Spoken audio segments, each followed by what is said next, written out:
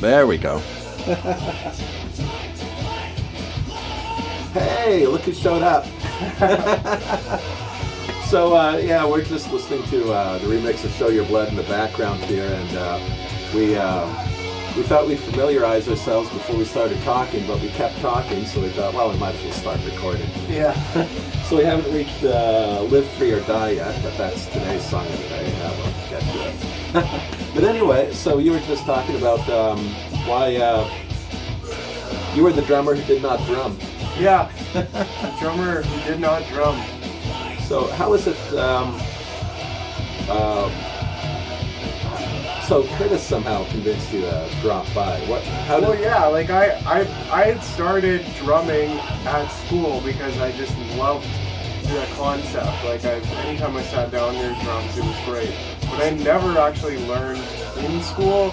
It was more just like once or twice they had like opened up this like crappy kid in the music room or whatever at lunchtime, and I could just play. So I was like, live for that. And then I was like tapping on the desk at work, and yeah. Curtis was like, "Oh, hey, like, are you a drummer?" And I'm like, "Yeah, I'll go with yeah, because that increases my odds of becoming a drummer." In my head, I'm a drummer. Well, in my head, I was a rock star. So. So then he's like, "Well, why don't you come try out for this band?" And I'm like, "Okay, well, why not?" So worst that could happen, they say no. Yeah, well, maybe we should have said no. Yeah. Maybe this was worse. I don't know. But yeah, then I think we could all tell that there was passion. There was something that worked, even in that like completely horrible mess of me playing at first.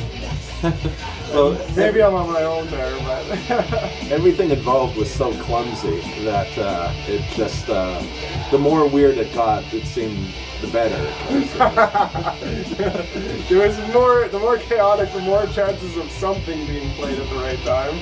I guess I just remember. So you came in and I think we played Fuse of all songs and. FUIS, if you don't remember. Yeah. And you were just kind of like you were tripping over yourself through the whole thing. And sounds about right, yeah. Yeah, and pretty sure that was the exact lick. And I just remember afterwards, though, and this went on for multiple weeks, but Curtis was coming up and just saying, "No, he's an awesome drummer," and just the tale just grew bigger and bigger and bigger about just how experienced and how amazing of a drummer you were. Just every week he kept coming back to say, "Yeah, well, he's amazing. He just, but he doesn't own a drum kit, you know. So he needs to knock off the rust." And every week his story got bigger. And you just, I don't think you really did much to improve in the first month or so. Oh yeah. Yeah, it was when you got that electric kit. I think that's when things really took off. Yeah, well, I remember playing on phone books at home and in my apartment, and it was just. Yeah, I'd like set up a thing of phone books and I was like, but yeah, I remember when you guys showed up one random Saturday evening and I just happened to be like walking to my place at that time and you're like, "Here's the electric drum kit." I'm like, "What?" So yeah, I started playing on that and practicing on that. And I actually remember at that time I dropped out of school and like I was already getting baked before school, so I'd like wake up, hit up the hot knives in the morning, and then once I got the electric drums, I just like didn't make it to school. I literally just played. Oh, really? I just played drums. I literally just played drums for like 8 hours a day for like weeks, and that's probably what kind of skyrocketed me into at least being reasonable.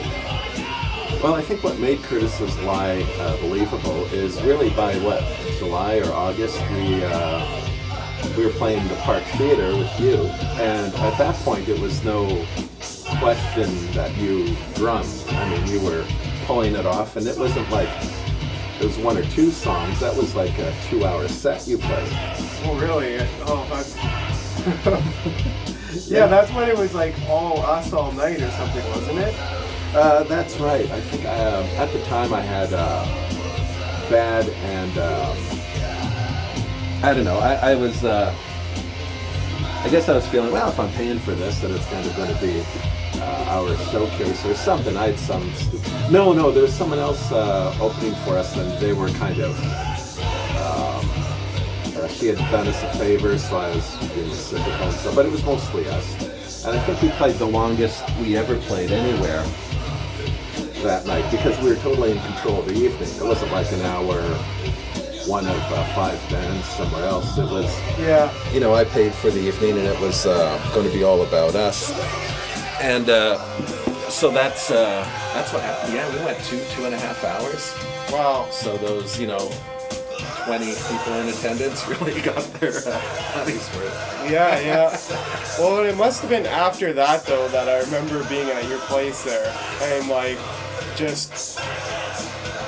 We were playing and we were jamming, and it was good. We were having a good time, and you were just like, Mike, do you have any idea why we kept having you back? And I was like, no, I have no idea, actually. Like, not even gonna pretend. 0 clue. Didn't even ask. Didn't even think to ask. Was just like, happy to be back.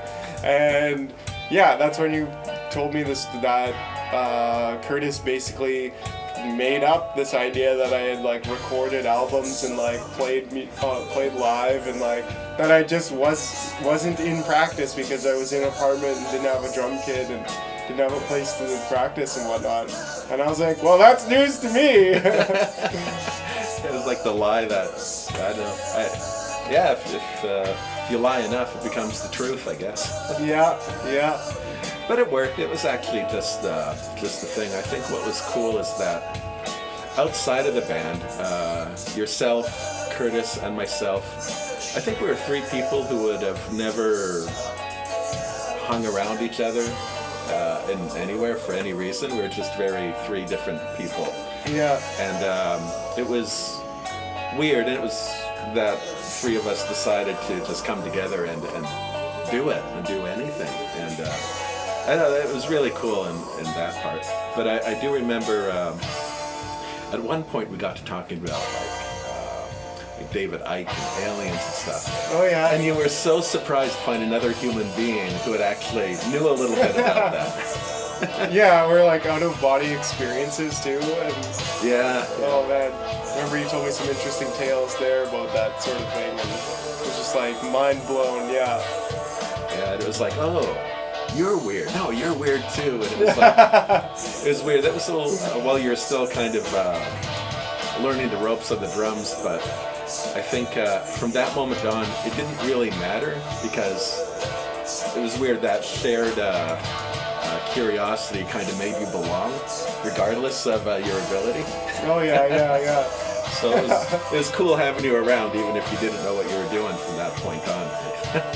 Yeah. Well, and as we found out, like, I guess it started to work, Like, I started to have like individual licks for the individual songs, and like be able to actually construct the songs in my head and play through them and practice through them and create pretty good drum tracks for them. Yeah. And actually, you were not only that, but now fast forwarding a little bit, like the song that's playing in the background right now, I remember you were all set up to record that in the back of Tim's place. And you had sort of one thing in mind. Chad comes in, he's like, no, and he just kind of taps out something quickly. And you, on the moment, just completely adapted and recorded this, like, really good drum track. But you just adapted at the moment. So by that time, you were so able to just interpret and do things that you just, like that, kind of reinterpreted the whole lick according to his, like, no, like, do. You're like, okay, that makes sense. I like that thought. We've only been planning this for 6 months. Let's change it at the last minute. Yeah. Yeah. No, and sometimes Chad had some really good ideas for the drums that I was just like, okay, you've obviously been listening to music like this more than I have in that sense, So it was just like I've seen other people have that where they listen to that genre and then like I can kind of interpret like, well, this is kind of what it should be, but I'm coming from my own presuppositions. So then they show me their lick and they're like, no, oh, like this is what I get out of this. And I'm like, oh, that's awesome, it fits great. Like, do that. So I definitely remember that. You remember practicing this? This one took us all weekend to record. Oh man, yeah. It was so fast, like. Yeah, it had to be at a certain tempo to sound right. Yeah. And we could never play it this one live. Right. Yeah. I remember we recorded it one way, and then you, I was just like, you recorded it just fine. It's just the pattern, it just wasn't there. So, yeah, you went home and, we spent an entire weekend. You practiced until we actually got it. And that was, it was cool. It's a cool song.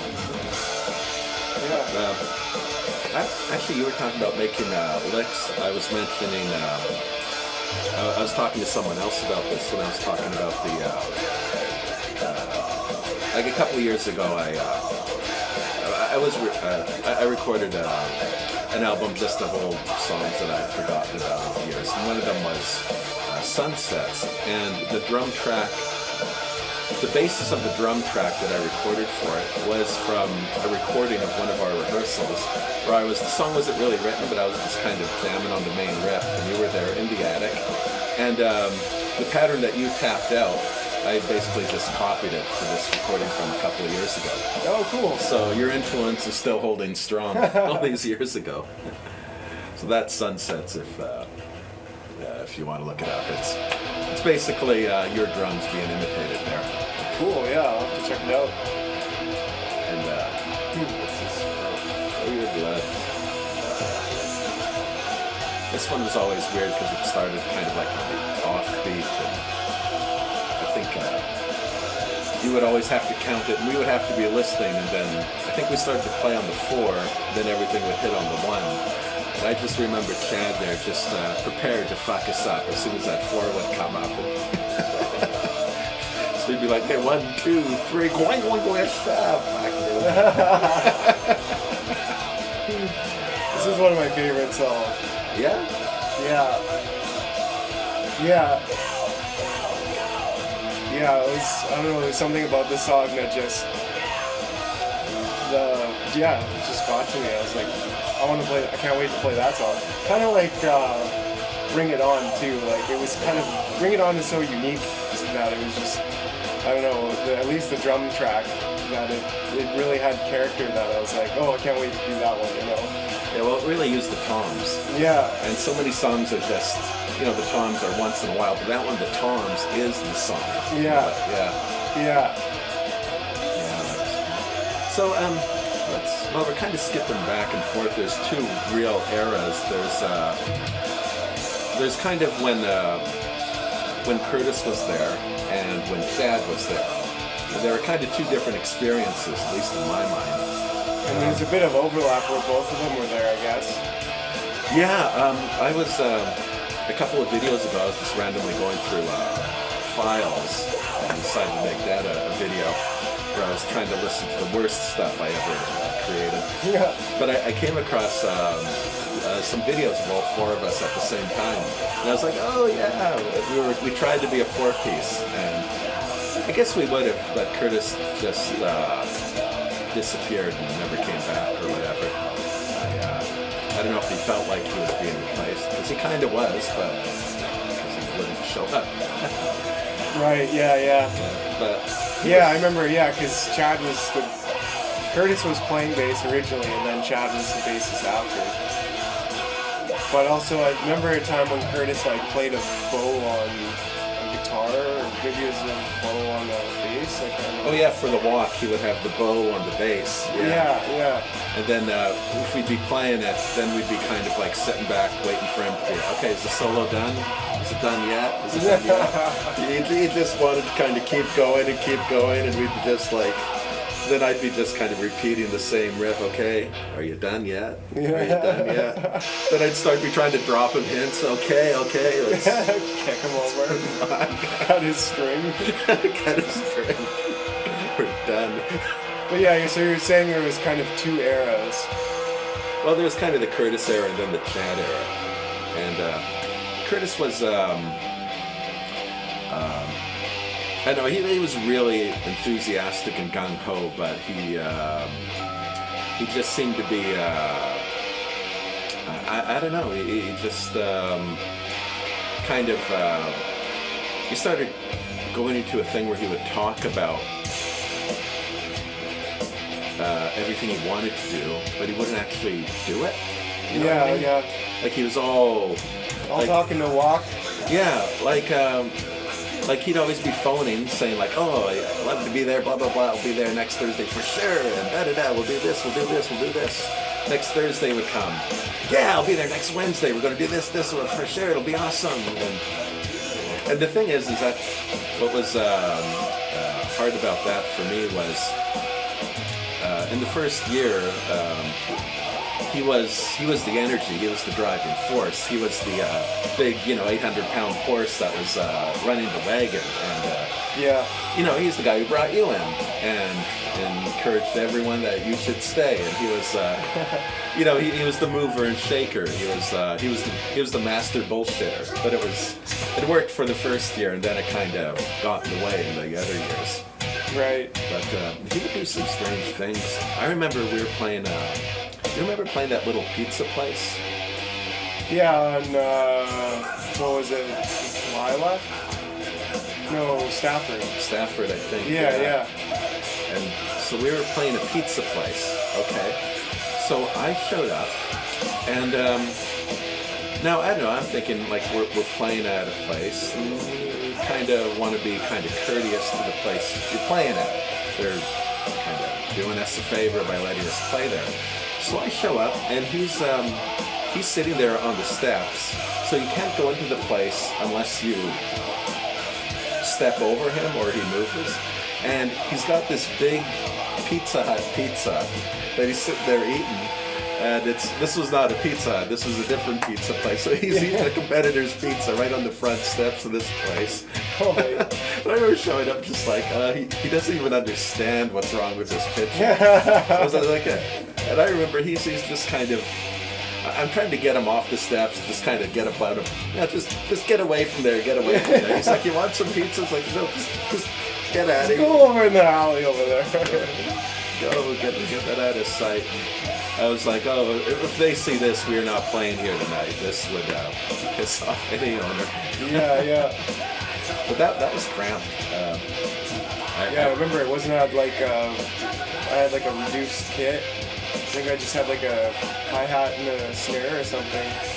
I think in the early days we really tried to use the electric kit, but with the real snare and a real hat. Yeah. It's kind of this hybrid thing. Yeah, I think maybe that's what we did there, yeah. Yeah, that was, which worked out well. It was easy to carry around. Remember that big metal beast that's kind of hidden, but I still have it, with all the hi-hats that were in it? Oh, okay. No, I don't think I remember. Oh, I thought you'd remember that. It probably weighed 100 pounds, and No, I remember seeing like Scott with his like mobile drum kit that he'd have like in a suitcase or whatever. Yeah, that was awesome. Yeah, I think I seen him playing one time under a bridge somewhere. Yeah, I was just like, wow, this dude has a literal drum kit that he just like folds up into a suitcase. Yeah, unlike everyone else has this that you got to cart around. Yeah, well, and it makes a big difference though in sound, like, yeah. Having a resonating head rather than just a head. But how did you meet Curtis and Chad? But Curtis first. Oh, Curtis.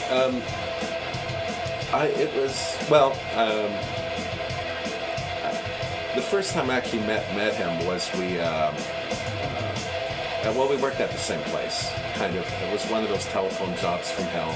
Oh, okay. And he was just, I didn't really know him, but we just happened to work at the same place. And he was just there. I don't even think I ever talked to him. If I talked to him, I don't remember. I just knew that he worked there. Fast forward a couple of years. maybe a year or two, not that far out.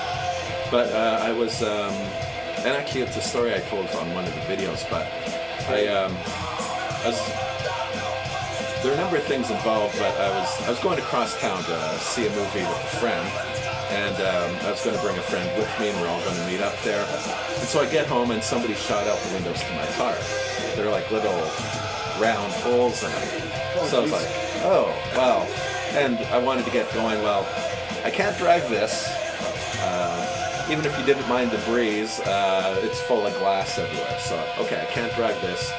Okay, we'll take the bus. And it was across town, so it was a place I would never normally take the bus to. And I had to take a bus, transfer to another bus. I think there was even a third bus involved. Just the other side of town completely. And on one of the buses, Curtis happened to come on at the same time. Oh, okay. And I don't know how we got started talking. I was just like recognized him. He was like, hey.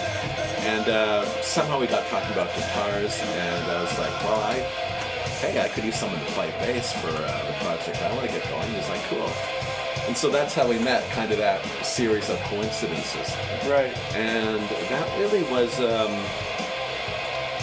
I think that would have been like May or something. And then you would have come by in January. Oh, okay. So like just over half a year later. Yeah, so it wasn't that long. We had Scott drummed for us quite a bit at the beginning. Actually, even while you were still getting your bearings, we played a show and Scott was drumming, and you were there. Yeah. Isn't that the Albert or something? Yeah, the Albert. Yeah, you weren't quite 18 yet, but we snuck you in. Which the Albert would have never forgiven us for. God. Oh man, that was, looking back too, I'm like, holy shit, that was a long time ago. It was. But did you know at that Albert show, that was, I think, the only time everyone who's ever been in the band was in the same room together. Because Scott, Curtis, myself, and Chad was our doorman. Oh, okay. Because part of the arrangement was you had to have someone to be at the door for you. Yeah. And of course, you were there too, but you were just there in the audience, just whatever. So yeah, all five in the same room at the same time, and I don't know if that ever happened again. Huh. So how did you meet Chad? Oh, Chad I knew from high school. Oh, okay, yeah, that's what I thought. So, and Chad, we went through periods of trying to work together, and then not, and then he was always kind of hanging out in the background, cheerleading things. And when you had joined the band, he was kind of homeless. So he was kind of showing up at shows and stuff, but he had so much going on in his life that wasn't even, and in fact, at that point, I didn't even want him involved because I thought he would just bring trouble with him. Yeah. And a few years later, when Curtis disappeared and we brought him in, it's funny, he fit really well, but he did bring all sorts of shit with him. And actually, do you remember the time, do you remember the time he kidnapped you? No. I had, he was, so he was starting to get back on his feet and stuff, but he didn't yet have a vehicle. Okay. And he was kind of, he was with a girl that he was really, on one hand he really liked her, but they were always fighting. Yeah. And so he was having a bad weekend with her, but he didn't have any of his own wheels, so he was really feeling that was, it just was really bugging him that he wouldn't even jump in the car and go to her place when he wanted to. And so with this on his mind, I go pick him up to practice, and at that time you were coming from the opposite end of the city, and I would meet you downtown to drive you the rest of the way. Right. So I gave him the keys, and it's like, okay, well, hey, I'm gonna finish setting up here. Chad, why don't you grab my van and go pick up Mike? And he never comes back. So he went to grab you, and now this is where I don't really know the details. All I know is that he grabbed you and just decided, I need a car now. So he just starts going to dealership after dealership, and just leaves you in the van. Hopefully he cracked the window so you got some air. I don't remember that, actually. That's funny. And hours later, I just get a phone call. It's like, hey, yeah, come pick up your van. I left it here. And it's like on the street in the North End. You're not from the North End. You don't know where the hell you are. You don't have a license, so you can't just drive. So he just dumps you, leaves you there. And I'm in Transcona. So I have to figure out, one, how to get there. And I don't know if I just took a bus and walked or if I knew, I forget that detail. So I finally found you, and you're sitting there, not having a good day in my van. And so I go, I'm finally there, okay, well, here's my van. And I remember what you said. You didn't say a lot. You said very little. Maybe you just wanted to get home at that point. And you're just like, Ken, sometimes he's just asshole. I think that's all you said. All you said, and I just drove you home. And Oh man, just an asshole. That's funny. I don't even remember that. Wow. Holy, I thought you'd totally remember the time he kidnapped you. And that's hilarious. No, I have like zero recollection. I probably forgot that the next day, and I was like, fuck that evening. just push it out of my head. Yeah, I think he went to one dealership and he found a vehicle that it needed a little bit of repair to be safetied or whatever. So he just, he was just completely on that. Just completely just had nothing else in the world seemed to matter. And he just dumped you and started working on the vehicle or something like that. And it was just like, it was one of those massive Chad asshole moments. Yeah. Chad could be a fun asshole, but sometimes he, if he had his mind set on something and it was going to be his way, he had no sense of consideration or anything. I remember the first time I picked them up to practice with us, and I was really, so we were at Tim's by this point. Right, yeah. Yeah, and so I was, Tim would kind of open up the store around like 8 for us, and then he would take off and do his thing. So he wanted us to be there at 8 so we could walk us in the store and just take off. And so I was really sensitive to not making him wait because I like practicing there, and I wanted to keep that thing going. Yeah. And so I felt if I wait a couple hours, be like, yeah, I'm not renting to you anymore. So I go to pick up Chad, and I was nervous about Chad because I knew he did things like that. Even kind of a gong show, yeah. So I showed up, and of course he's not ready. And he's not ready to go anywhere, and I'm like, so I was like outside in this parking lot, and I just thought, okay, well, not ready. Okay, well, this is exactly what I thought would happen, so I'm not. So I just sent him a text, well, thanks, but no thanks. Like, I gotta go. Sorry. And I start driving away, and I look in my rearview mirror, and there's him in the parking lot running after me. It's like, hey! Like, he's like, calm down, dude. Okay, just 1 minute, just calm down, man. But you know what? He took the deadline seriously after that. Yeah. He made sure to show up. Until that one time. So Tim, I actually took a drive out to his store a little while ago. Didn't he come back at some point, or is that?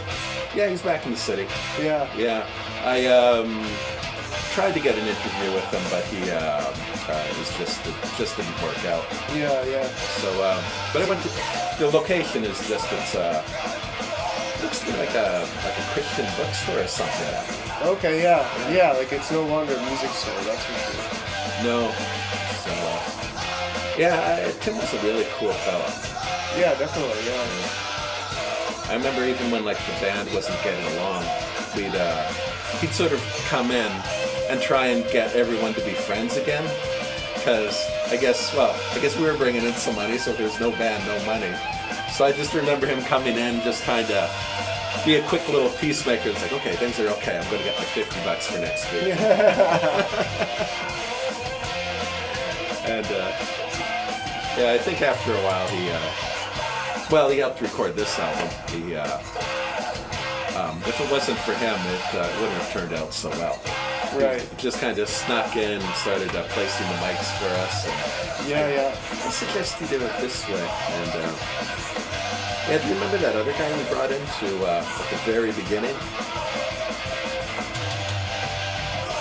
No, there's this guy, Jeff, he was kind of coaching you through snaps. No, not really. No. Where was that? Was that at Jeff's? No, that was at Tim's. Or Tim's, I mean? Yeah, that was Sorry. the very first track we recorded for this. Okay, yeah. Yeah, like, was that a drummer? No, he was a friend of Scott's who was just kind of getting into producing and stuff. Okay. But he was off his meds that day. Oh. And he was, I think you appreciated having someone there coaching you through the drum tracks though. Between him and me, it was just, it was crazy town. But for you, I think he was, once you actually started recording, then in between tracks he'd be like, yeah, okay, but more passion in this take, and more of this. And you were like, okay, coach, okay, yeah, let's go. And he did that very well. I think you seem to really respond like, yeah, okay, yeah. I can do that. I can do that, yeah.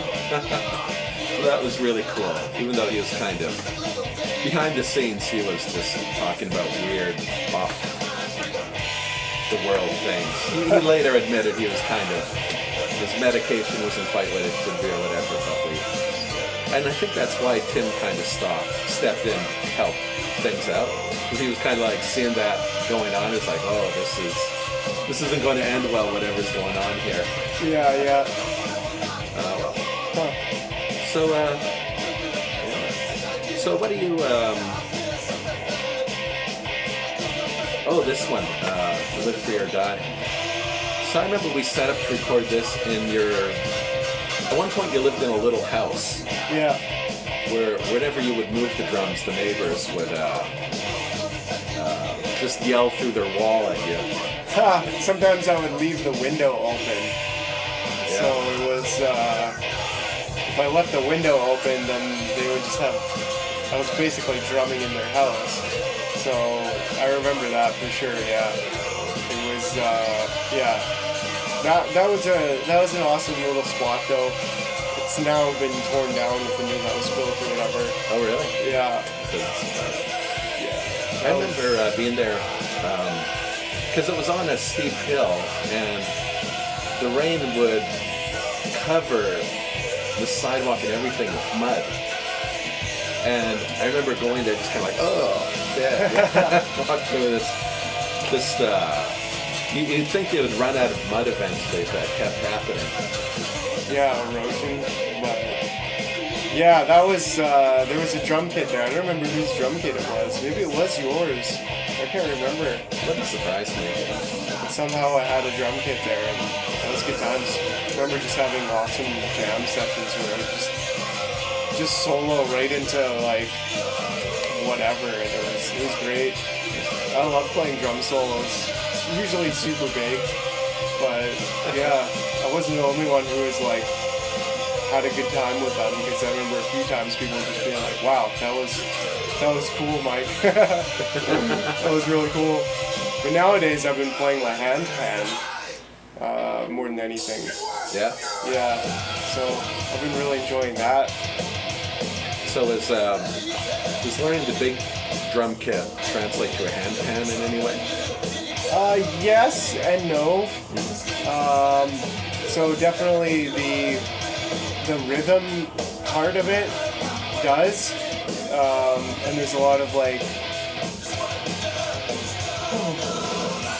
yeah, there's a lot of rudiments that once you know them, like kind of like almost playing the snare, definitely does. But the biggest thing that transitioning between the kit drums and any hand drums is like learning to use your right hand as the bass, because you're using like your foot and your left hand, so you have like this bouncing back of the beat between your right foot and your left hand. Yeah. But when you're doing hand drums, it has to be between your right hand and your left hand. So that's a little bit of a learning curve, but it's not that much, I'd say. Yeah. But then there's just rudiments and whatnot that helps with that. But I like the hand pan a lot because it's a hand drum, but it has like a full scale, like a full key. so I have notes, even though I don't know anything about notes and note theory. I mean, the key's already laid out for me, so there's technically like no bad note to play. Yeah. But yeah, it's just like I said to my one drummer friend.